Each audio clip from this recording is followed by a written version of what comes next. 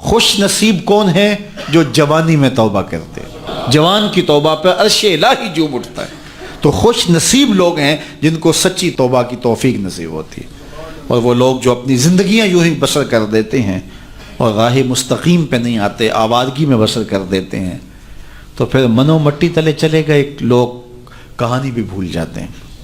تو قبل اس سے کہ وقت آئے مجھے اور آپ کو اپنی آخرت کے لیے ضرور کوشاں ہونا چاہیے اور سچی توبہ سے اپنی آخرت کی تیاری کرنی چاہیے۔ کل کا پچھتاوا آج کے پچھتاوے سے بہتر ہے۔ کل کا پچھتاوا تو سوائے حسرت دکھ بڑھانے کے اور کیا ہوگا، آج کا پچھتاوا زندگی بدل دے گا۔ وقت پر کافی ہے ایک قطرہ بھی آب خوش ہنگام کا، جل گیا جب کھیت برسا می تو پھر کس کام کا۔ ایک روایت میں آتا ہے کہ اہل جنت جنت میں جا کر ایک حسرت ان کے دل میں ہوں گی، حالانکہ جنت میں پہنچ کے کوئی حسرتیں نہیں ہوں گی، ہر حسرت پوری ہو جائے گی، لیکن ایک حسرت ان کے دل میں جنت میں پہنچ کر بھی ہوگی، اور وہ کیا؟ جو چند لمحے خدا کی یاد سے غافل گزارے کیوں گزارے۔ تو خوش نصیب ہیں وہ لوگ جو اپنے لمحات کی قدر کرتے ہیں۔ تو آج موقع ہے، آج فرصت ہے، سورج مغرب سے نہیں چڑھا، توبہ کا دروازہ بند نہیں ہوا، اللہ کی رحمت کے در کھلے ہیں، روزانہ آواز آتی ہے کوئی مجھ سے معافی مانگنے والا میں اس کو معاف کر دوں، تو اس کے حضور آج حاضر ہو جائیں۔ کل تو آنا ہی ہے، پھر جو کفن میں منہ چھپا چھپا کے آتے پھریں گے، اچھا نہیں ہے کھلے منہ سے چلے جائیں۔ پھر جو لوگ اٹھا کے لے جائیں گے، اچھا نہیں ہے خود اپنے قدموں سے چل کے اس کی دہلیز پہ چلے جائیں۔ وہ ایک مجذوب تھا، فقیر تھا، بازار میں کھڑا رو رہا تھا، کسی نے روک کے پوچھا کیا ماجرا ہوا، کیوں رو رہے ہو، کسی نے تنگ کیا ہے، دکھ دیا ہے، ستایا ہے؟ اس نے کہا کچھ بھی نہیں ہوا، بس ان لوگوں کے رویے نے دکھی کر دیا ہے۔ کہا کیا ہوا؟ کہا میرا یہ ذہن بنا تھا کہ میں ان کی اور رب کی صلح کروا دوں۔ تو کہا پھر کیا ہوا؟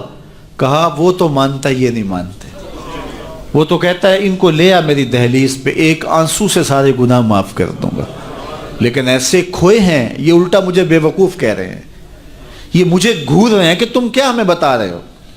اللہ اکبر۔ تو وہ تو مانتا ہے لیکن یہ نہیں مانتے۔ اگلے دن اسی فقیر کو دیکھا گیا کہ وہ قبرستان میں کھڑا رو رہا ہے، تو وہی شخص گزرا تو اس نے روک کے پھر پوچھا بابا قبرستانوں میں بھی روتا ہے اور بازاروں میں بھی روتا ہے، آج کیا مسئلہ ہوا؟ کہا مسئلہ میرا کل والا ہی ہے۔ کہا آج کیا ہوا؟ کہا کل ان سے مایوس ہوا تو پھر آج ادھر نکل آیا، اور آج میرا پروگرام بنا کہ چلو ان کی اور رب کی صلح کروا دو۔ تو کہا آج کیا رکاوٹ ہے؟ کہا آج یہ مانتے ہیں وہ نہیں مانتا۔ تو قبل اس سے کہ ادھر سے انکار ہو جائے کہ اب وقت بیت گیا، اب تم نے وہ وقت گنوا دیا، ہم نے بڑی مہلت دی تھی تمہیں، ڈوبتا سورج تمہیں روز کوئی پیغام دیتا تھا، اٹھتے ہوئے جنازے تمہیں روز کچھ کہتے تھے، بڑھاپا تمہیں آوازیں دیتا تھا، تم چلتے تو ٹھوکریں لگتی تھی، یہ ٹھوکریں تمہیں کچھ کہتی تھیں، لیکن تم نے کسی بات پہ غور نہ کیا، اور لمبی زندگی کی امید پر تم نے مالک کی دہلیز کو چھوڑے رکھا، اب تمہارے لیے کوئی راستہ باقی نہیں بچا۔ تو قبل اس سے کہ وہ وقت آئے کوئی حجت باقی نہ رہے، زندگی کے جو 4 دن مجھے آپ کو میسر ہیں، ہم اللہ کے حضور سچی توبہ کریں۔ توبہ کی شرائط 3 ہیں۔ پہلی شرط یہ ہے کہ جو گناہ کیا ہے اس پر ندامت، دوسرا یہ ہے کہ اس کو ترک کرنے کا پختہ عزم مصمم، اور تیسری چیز یہ ہے کہ آئندہ اس کو کبھی بھی نہیں کروں گا۔ اگر یہ 3 شرطوں کے ساتھ کوئی اللہ کے حضور حاضر ہو جاتا ہے تو وہ سچی توبہ ہے۔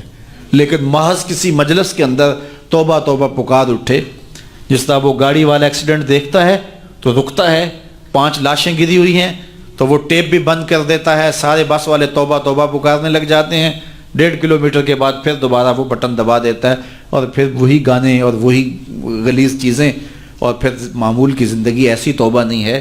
توبہ یہ ہے کہ ما قبل کے جو اعمال ہیں ان سے ندامت پیدا ہو اور ان کو ترک کر دیا جائے، اور آئندہ عزم مصمم رکھا جائے، تو اللہ تعالیٰ جل شانہ سچی توبہ کو قبول کرتا ہے، اور پھر توبہ کرنے والے کے ما قبل کے سارے گناہ مٹا کے نیکیوں میں تبدیل کر دیتا ہے۔ اللہ جل شانہ مجھے بھی آپ کو بھی سچی توبہ کی توفیق سے مالا مال فرمائے، اور زندگی کی ایک ایک ساتھ اپنے دین کے لیے گزارنے کی توفیق دے۔